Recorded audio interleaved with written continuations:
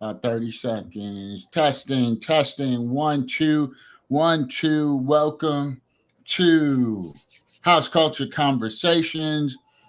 Just making sure everybody can see me in Twitch land, Facebook, and YouTube. We appreciate you all so much for hanging out with us. And our guest tonight is the one and only Mix Master Steve. How are you?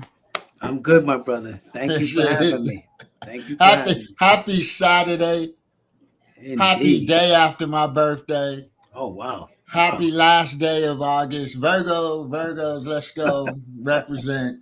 But it is a pleasure to see you again. We had a wonderful time at the Chosen Few, and I got a chance to meet you for the first time. First time, But we yeah. didn't really get to chat, so I'm like Too crowded, too amazing. loud. Yeah, it's too crowd, too loud. So it's just amazing to have you to be able to chat, learn a little bit more about you, the man behind the music. First off, how are you?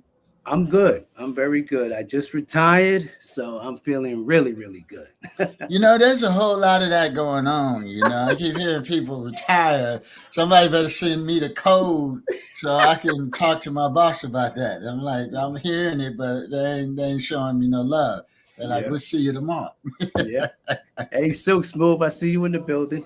So Yeah. smooth, welcome in. Yeah. And Yeah. by the way, as you look at your console in the comments, you'll see folks coming in. Mhm. You might be on private chat. If you click to the regular comments, you'll see everybody, whether they're coming in from Twitch, YouTube, Facebook, you name it.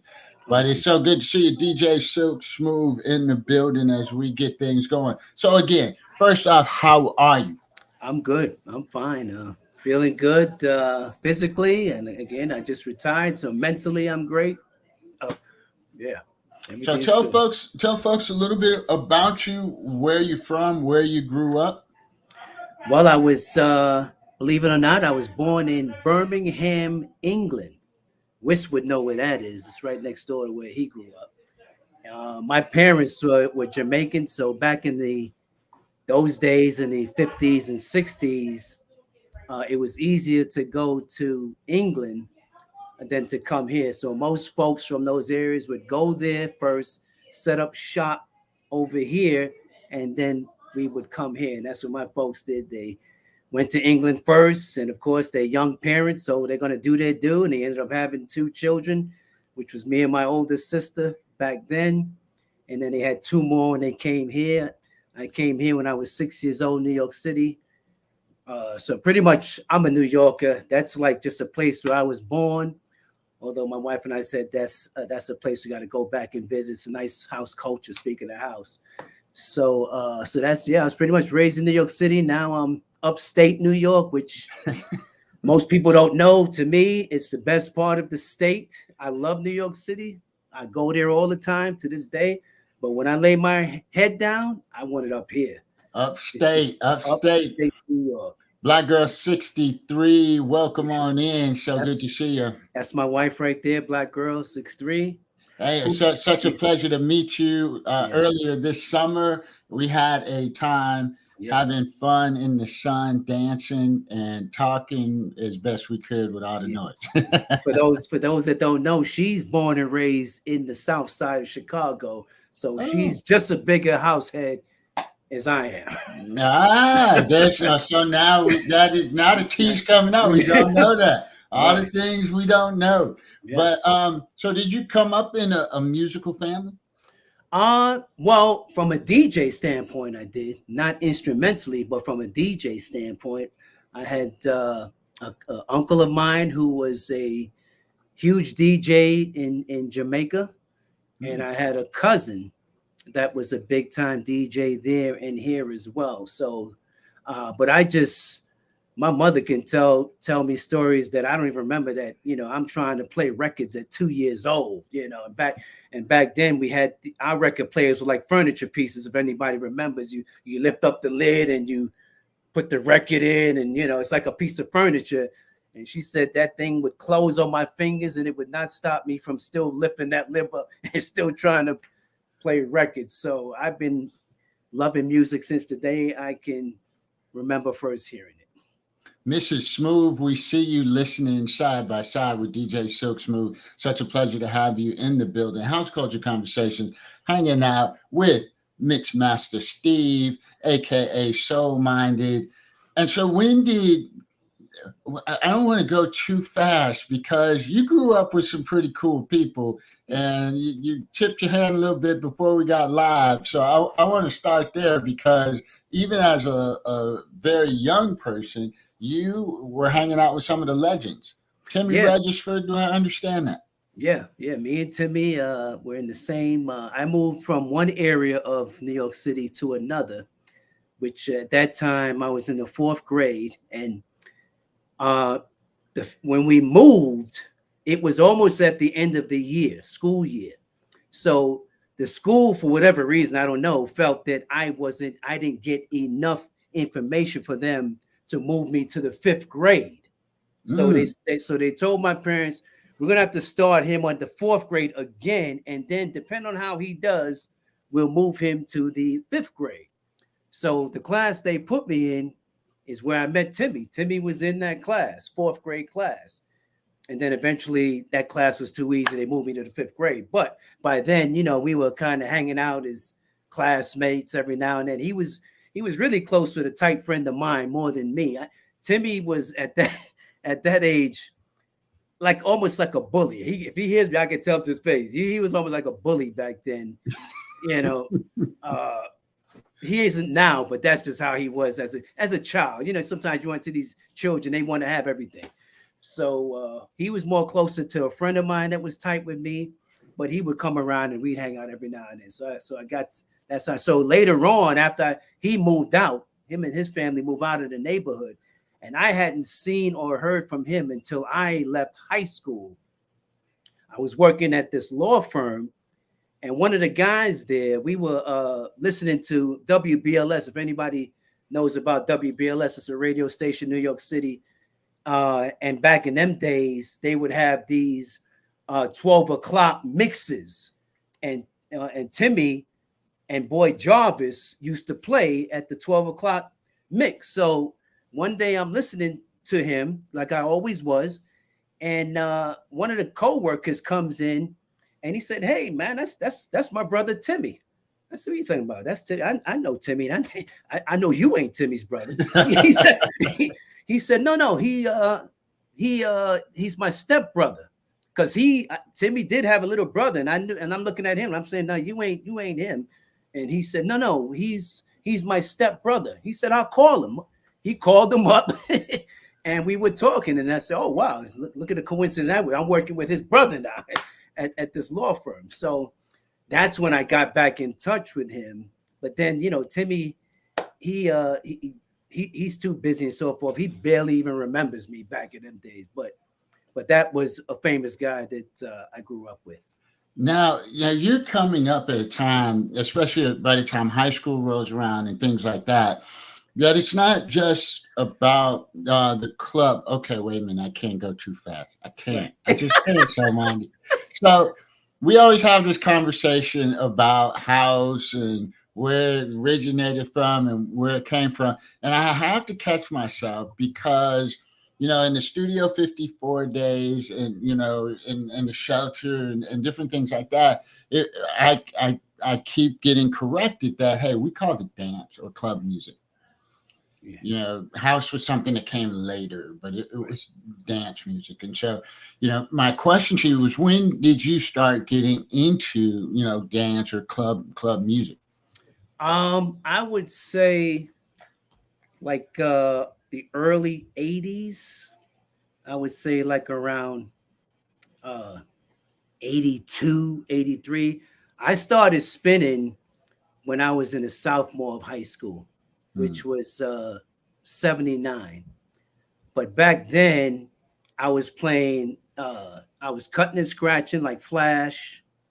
And then later on, I kind of started getting into the blending of it. Even though I was still cutting and scratching, I still was blending also. Because back then we cut and scratch regular tracks. It could be low down, by what's his name. So then I started as I'm hearing music now, I'm hearing the radio station, I'm kind of digging more of the up tempo of tracks and so forth. So then I started blending and start mixing dance music. I'm gonna say like around 82, 83, somewhere around there. I started doing that. So now around that, were you going to some of the clubs at that time? No, I was too young. Too I was young. too young. Yeah, I was. Like I said, I was a South, and my face was too young. Even if I was so aged, they'd be like, "Nah, get up out of here." You know, so I would sneak in clubs, but I couldn't go up to the door. You know, someone would have to like sneak me in. So every now and then, I was able to sneak in a club. But like around once I got around 80, now I'm 18. No, 80, I was only because 79, I'm in the South. I'm like 16 years old. Around 83, I was 20. But at that point, I was kind of laid back, not really wanting to go to clubs and so forth. I was kind of chilling, but I still was a DJ, did my own thing. And then later on in my later 20s, then I started branching out again. So now in the 80s or even a little bit before, what's interesting about the East Coast, you all had this evolution of this music alongside of hip hop. Right, right. So how did you find your way in that dynamic? I know a lot of people played both, a little bit of hip hop, a little bit of dance or whatever. You played everything, I guess. What was that like for you? Well, that's how I started, was hip hop. And then as time went on, I graduated to dance music, but I still like the hip hop because, you know, back then the guys were still nice. So I still like the hip hop, but my passion though was now like 85, 90% of dance music now. If I heard hip hop, I heard it, but if I'm going someplace now, I want to hear some dance music now, as opposed to that. Yeah. So how did you organize in your mind and thought this path of dance, disco, finally Frankie comes to Chicago. He was playing at the Warehouse. It doesn't really start at the Warehouse, but around this time, house music out of Chicago is emerging, and then the phenomenon happens. Right. Do you consider there to be a difference? Why has house music become, when it comes to dance, it encapsulates everything, EDM, all these other genres. Or why do you think that happened that way? It was just a natural thing. See, it started out, as you mentioned, dance music. Then someone, I'm going to assume from Chicago, gave the bright idea of now calling it house. And even at that time, when they called it house, the style of house now changed with it. It no longer was like, okay, Colonel Abrams, or Visual, those groups, like what was that? Who? Yes. It was music's got me dancing. Music's got me dancing. Visual tracks or First Choice. Yes. Those a tracks. lot of disco tracks, mainline, right? Right. Yeah. So now it changed to now somebody came with the bright idea to call it house music. But now as that time went on, now it was no longer just house. Now you get into the 90s now. Now it's like deep house. Now you almost getting like a techno house. Yeah. And now as time is going on, now you're getting an Afro house, Afro tech. It just blew up. Yes. From just dance music to what was called house music to what it is today. It's just and I feel tremendous. like, we always ask, why do you think house music has sustained? I mean, it's the only genre, in my opinion, that no matter who's tried to touch it, whether if you are pop or whoever you are, it still remains underground. What is it about house music that it has, just been so just steady as it's grown worldwide in all these different genres? What is it about house music? Well, for one thing, I loved it. It's underground. I loved it. It's underground. And I'll give you an example why. Because If you remember when Follow Me came out. Mm-hmm. Now, when Follow Me came out, I really didn't like it. And then there was a guy I used to go to most of the time for my records, and he was so good that I could just go to him and tell him, give me 10 tracks. I don't even have to listen to him. Just give me 10 tracks. He said, now check this one out when you go home. He said, it's going to grow on you, but it's a hot track. And it was Follow Me. So I was like, I took it home, like, yeah. And then I played it more, and I said, okay, it is starting to grow on me. But by the time I really liked it, now it's on the regular radio station was playing it. Like they would play Bobby, New Edition. They're playing Follow Me. I'm like, oh no, it's no longer. It was underground when it first started out. Once they put that thing on the radio station, they're playing this thing, till Kingdom Come. I'm like, I'm done with that. I'm done with Follow Me. So I like the underground aspect of house music. And it's staying good because guys are continuing to be inventive, they're creative with it. And I'm glad that guys are starting to bring back instruments for me. I like live instruments.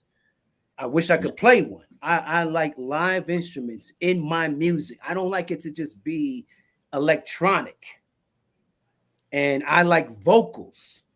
So like in the 90s, in the beginning of it, I was kind of like disappointed because there was a period in the 90s where it was all instrumentals and they got away from the vocals. And I was kind of disappointed. And then the later 90s, they came back with the vocals and been with it ever since. Now it's a good mixture of both. But in the 90s, it just was like one track after another. And you might hear like, I'm like, where's my Byron Stingley? Where these cats at, man? I like my vocals, and yes, they got away from that, but then finally they came back. That you like, and you can blend them either way you like. And so it's going to continue to grow because younger people are loving it now. Younger than before. I mean, there's teenagers now liking house, so it's going to continue to grow. And that is absolutely, what I find to be amazing about house music. I also hear, house music. It's a positive music. It's a spiritual type of thing, and as much as the party scene can be aggressive and maybe even violent, it never really comes to the doorstep of house. Would you agree with that? Of course. I mean, look at the Chosen Few picnic. Ain't no way in the world the city's going to have 50,000 people listening to hip hop in that park and don't expect that there's going to be some sort of shootout or something's going to go wrong. When I go to the Chosen Few, the only police I see are the ones directing traffic. Yeah, and most of them dancing. Most of them dancing. Right. And even here in Jersey, they have a smaller event, but a lot of people still there. Lincoln Park, they have that. It's a famous event they have there every year, and you still get several thousand people there, but there's hardly any police. The next day, because it's a weekend thing, the Saturday is the house, and the Friday, I believe, is the hip hop, and Sunday, I believe, is gospel. That Friday, that place is loaded with police officers. So, it's just house is that's why you hear the expression adult music. Mm-hmm. House is adult. Yeah. And it's that kind of mindset that comes to house events. Guy step on your toe, he says, "Excuse me, I'm sorry." No problem. Hip hop event, you step on somebody's shoe, man. Duck. Yeah, it's a wrap. Yeah. It's a wrap. No pun intended, but it's a wrap. That's it. Hey, that's my jam. Thanks for vibing with us. We see you. Thanks for that's joining my jam. us. Thanks for coming through. House Culture Conversation We are having just a time with soul-minded Mixmaster Steve, and I don't know how long we're gonna go. So if you're in a rush, I know you got to do what you got to do. But he is dropping a lot of knowledge, wisdom, insight, as he has had a career in house for over 4 decades. I want to talk to you a little bit about producing. I mean, you have put together some stuff that I've had a chance to hear that is really outstanding, and I'd like to get your take on production, edits, remixing old tunes, and things of that nature. Yeah, it's something I started a while ago, but really didn't have the time to really dig deep into it.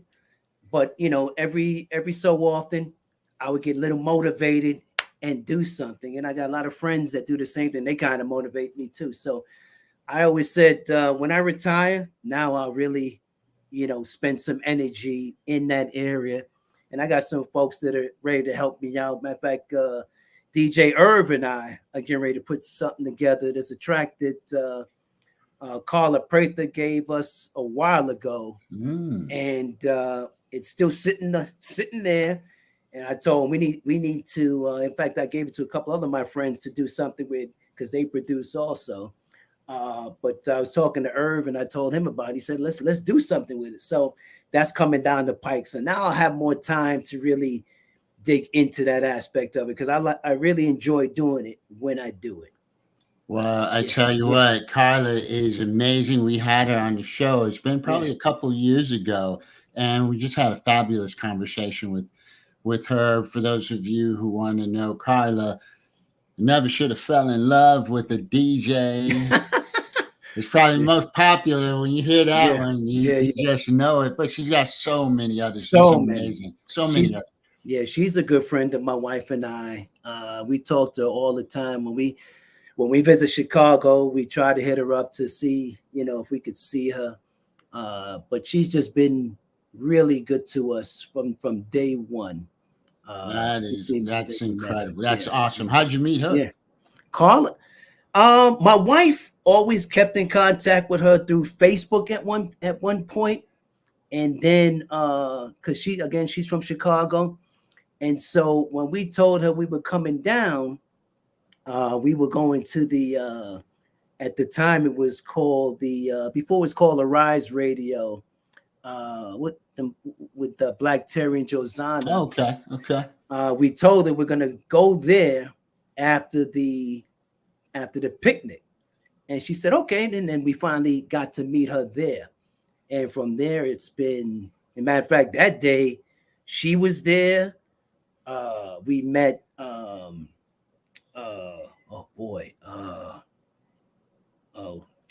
It'll come back to me. But Maurice Joshua. Okay.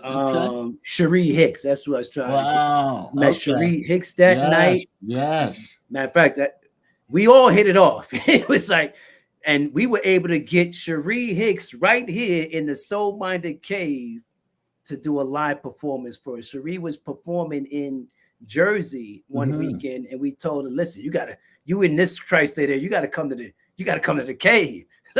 So she came to the cave and it was a ball. She's tight with us. Who else came in? Quite a few people came in there that particular night, and we just hit it off ever since. That is incredible. That is incredible. Sean Ali. Yeah. Oh wow. Yep. So tell us, what's a couple of your favorite, I call them house memories, but your memories over, you know, the past 4 decades that you recall? Maybe it was playing with somebody, or it could be anything. I'm going to tell you, one of my famous memories is recent. When Black Coffee came here and played in Madison Square Garden, it was ridiculous. I mean, the Knicks sell out Madison Square Garden even when they were horrible. He put more people in that building than the Knicks. Wow. All the seats were taken, and then where he was playing was where I guess the court would be. And he had if you wanted to be down there, you'd have to pay more money. But That was packed, standing room only. And all the seats were packed, standing room only. And the way he did it, the people he had, whether it be Monique Bingham, Roland Clark, all the people that sang with him, or not all of them, but there was a ton, but quite a few. He would play that. He would mix their track in. They'd come in, they'd sing, they'd walk out, and he's mixing the other one in, come in, sing. It was like a non-stop. It's like he was DJing while they were coming in and sing. Just one of the best events that I've ever been to my entire house life. I mean, and then and then the sound system, forget about it. The Garden, it was ridiculous, man. So that was a recent memory that I know my wife and I will never forget. And we didn't think it was going to be that good, because the last time we saw Black Coffee in Brooklyn, we were disappointed because all he played was like this deep tech stuff with the capo. But then when we saw who he was going to have, the genre, or all the people that, the list of people that he was going to have at the Garden, we said, oh no, we got to go to this one. He's got to be playing the stuff we like on this one. He did. I got to take my hat off to him, man. He did his thing. That sounds incredible. DJ Classic 757. Thanks for vibing with us, hanging out. DJ Classic. Yes, Breeze. DBL. Welcome on in. Having just an amazing conversation with Soul Minded Mix Master Steve. Yeah. So, what is another, just example of just the amazing walk you've had on this journey with house music? Oh wow, I tell you, it's so many. Getting my wife involved, because my wife, like I said earlier, from the South Side of Chicago. South side. Yep. Right. Father still lives on 79th, right there by Maxwell's Polish. Oh wow. Right Come there. on now. Come on now. So I said, my wife is just as big a house set, if not bigger than I am. So I told her one day, you need to be a DJ, because you already know the music. She already knows what's a good track from what ain't. She's a dancer. So I said, knowing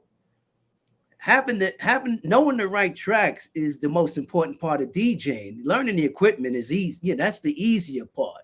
It's knowing what to play, especially when you're playing live. So I taught her how to spin, and now she spins. So that's a highlight for me. So now I don't have to sneak equipment in the house. I just tell her, baby, we need this.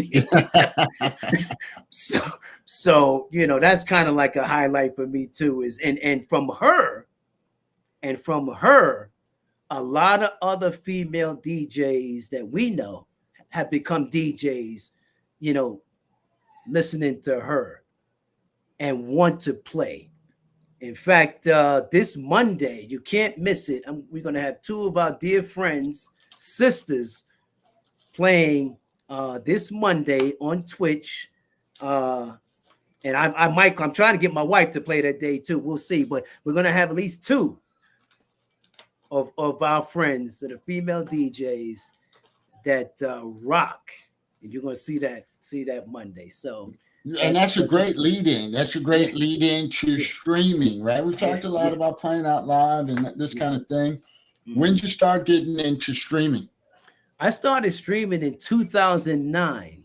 In fact, me and Wisp were on the same site. He was on there before me. And then I came on later on. It was a site called Where's the Culture House. To me, that nobody's really topped what they were doing back then.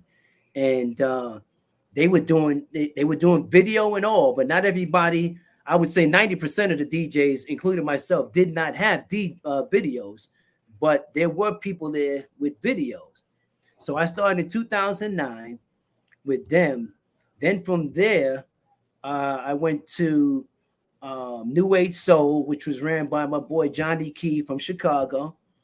And he asked when I came on there, he said, if you can have a video, we'd appreciate it, because that's kind of the way it's going. He said, I'm not forcing you to get a video, but he said it would be a good look if you got a video camera. So I said, oh yeah, I can find a camera. So I found a camera.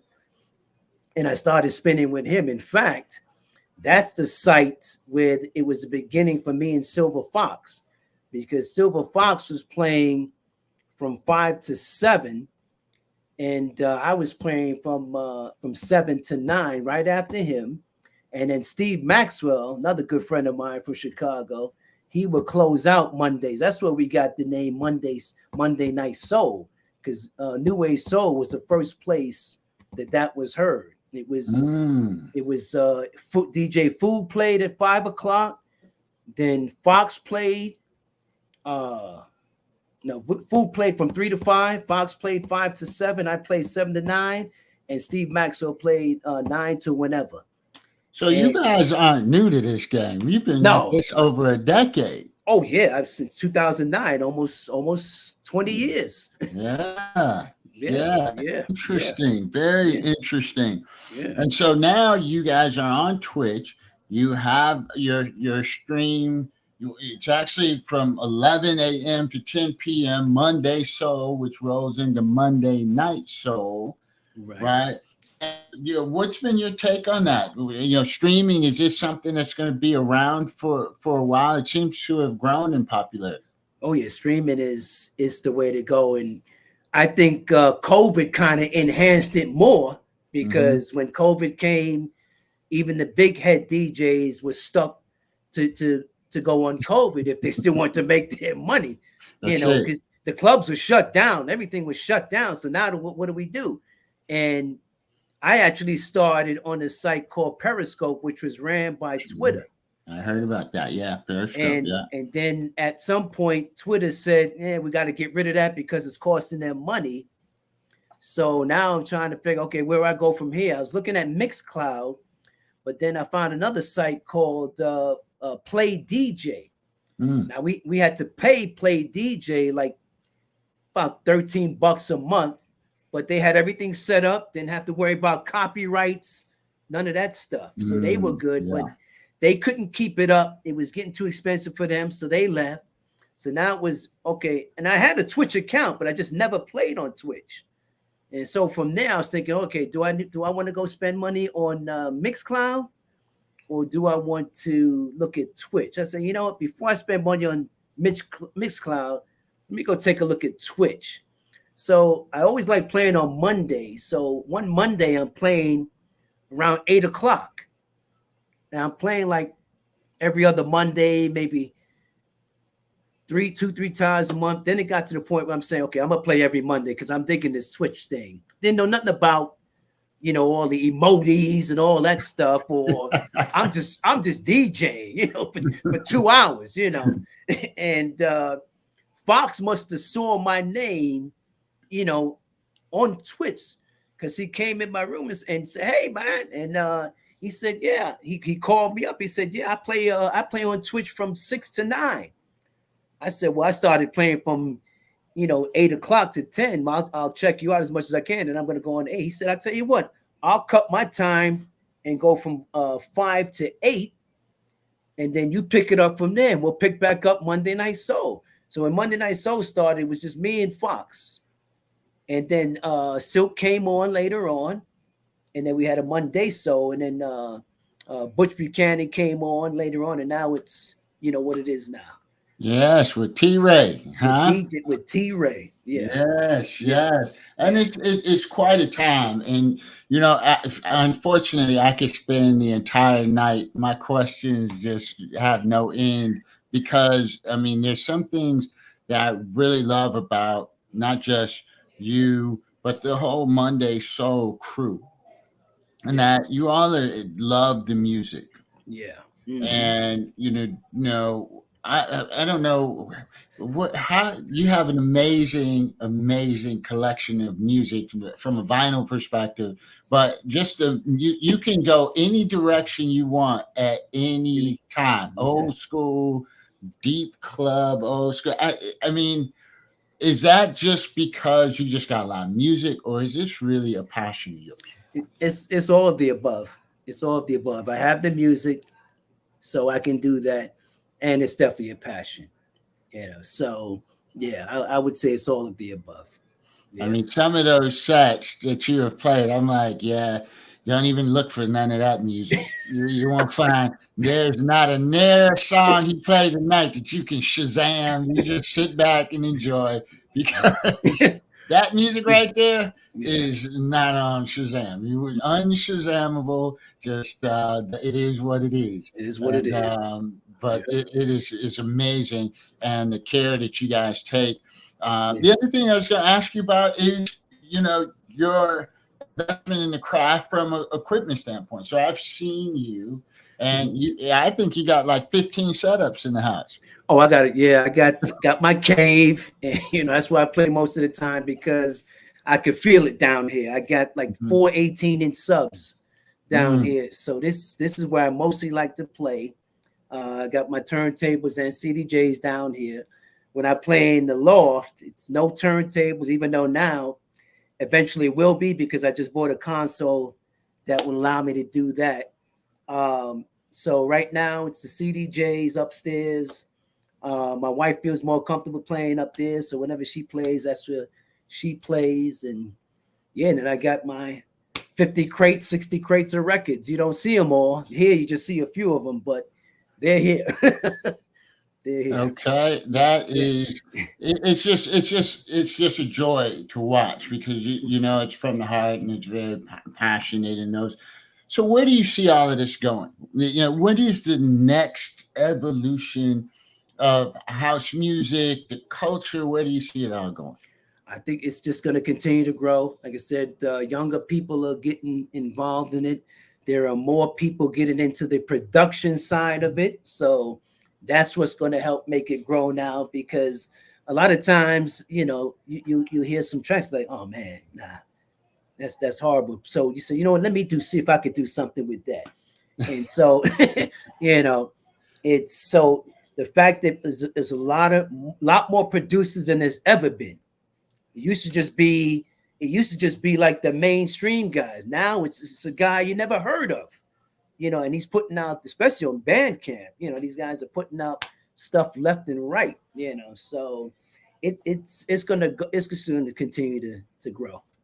Yeah, and it's just this thirst for the music. Well, and what do you think about the proliferation of DJs all over Twitch? I mean, you go on Twitch now, they're everywhere. People are picking up controllers and starting to get into DJing. What are your thoughts about that? Yeah, it's huge too. And when controllers came out, it made it a lot easier for a person to be a DJ. If it was, for example, if we were stuck on still turntables, it'd probably be a lot less people because it's a little bit harder to do turntables. But now that the technology and even the CDJs, like I play on these, I got the 2000 Nexus 2s and I played on the 3000s. And I'm almost embarrassed to play on these things. I could put 2 tracks on, go eat my dinner, come back, and them 2 tracks would still be sitting there without a blemish. It's like, so whereas the turntables, especially if you're going to play like some disco tracks or whatever, you got to work it. I like the work, so, but nowadays, I'm telling you, anybody could be a DJ today. It don't matter who you, and they can learn within a week, because the equipment has made it so much easier now for somebody to be a DJ. But that's okay. It's about the music, really. So I love it. I love it. That's my jam. Said, do you convert a lot of your vinyl to digital? Do I do that? Mm-hmm. Not really. Not unless someone asks me to do it, because there's no need for me to do it. I just put it on, So and there's certain things I just like to keep. I got CDs I've never converted. So I just like to keep that originality to it sometimes. So I don't really convert, but nowadays it's the horse is out the barn, it's going to be like, if they decided to just go back to vinyl for whatever reason, which the horse is out the barn, it would be converted and you ain't gonna make the money you could have made years ago. Yeah, absolutely. Absolutely. Yeah. So, hey, well, let people know when they can hear you on Monday Night Soul. Monday night, well, let's start with it being at 11 a.m. with my man Silk Smooth. He gets the ball rolling for us, does his thing from 11 a.m. to 2 p.m. Then the brand, my man T Ray comes on from 2 o'clock to 5 o'clock. And then the boogeyman himself, Silver Fox, comes on from 5 to 8. And then I take over from 8 to whenever I feel like cutting out the lights. And sometimes the lights stay on through the night. That's it. Yeah, I'm retired now, so you never know. I know. I had to catch myself. It's like we're in for a ride. Yeah. Well, with that, we're going to keep this party going. I see it is a straight fire We Got mashup out there, Raid Train. So we're going to slip over there. I think M Breezy is up right now. Okay. And we're going to go check him out. Thank you so much, So Minded. Thank you. Have an amazing rest of your long. So you're going to be playing on Labor Day. Or at least you're gonna have two guests, amazing guests. Yeah. Black Girl 63 said, "Nah, man." Yeah. We'll see. We're still working on it. We're still working on it. I'm just gonna put mine out there. I would love to hear you play. There you go. I'm gonna put it out there like that. And for the rest of you all, we are headed to keep this party going. So if you are on Twitch, hold on to your seat. We're gonna take you to listen to some jams. If you are on Facebook or YouTube, we will catch you next time. Thanks so much for vibing with us. House Culture Conversations. Catch the replay, share the replay out from Twitch, YouTube, or Facebook. And this has been special. I appreciate you so much. Thank you. Thanks for everybody. See you later. All right.